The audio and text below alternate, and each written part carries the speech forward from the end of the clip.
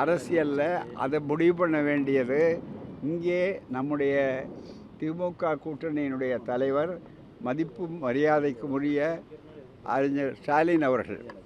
அதே மாதிரி அங்கு முடிவு பண்ண வேண்டியது அதனுடைய தலைமை, குறிப்பாக இளந்தலைவர் ராகுல் காந்தி உட்பட அவர்கள் 2 பேரும் அதே போல் மிக அளவிற்கு இருக்கக்கூடிய தெளிவாக இருக்கக்கூடிய அனைத்து இந்திய காங்கிரஸ் தலைவர் அவர்கள்.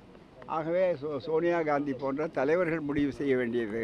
எனவே மற்றவர்கள் பேசுவதற்கு வேண்டுமானால் ஊடகங்களுக்கு தீனியாக இருக்கலாமே தவிர மற்றபடி அதற்கு எந்த விதமான மதிப்பும் இருக்க முடியாது. ஆனால் வழக்கம் போல திமுக காங்கிரஸ் கூட்டணி என்பது நாளும் இந்த பிரச்சாரங்கள் சரிய மேலும் அது இறுகி கொண்டு பலமாக இருக்கும். சந்து பொந்துகள் அடைக்கப்படும். விரிவாக மீண்டும் ஆட்சி 1926 மறுபடியும் மீண்டும் இதே திமுக கூட்டணி ஆட்சி வரும். அப்போது முடிவு செய்ய வேண்டிய விஷயங்களை இப்போது பேச வேண்டிய அவசியம் இல்லை. நன்றி.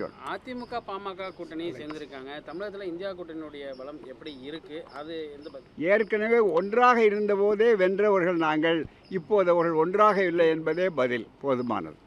நன்றி.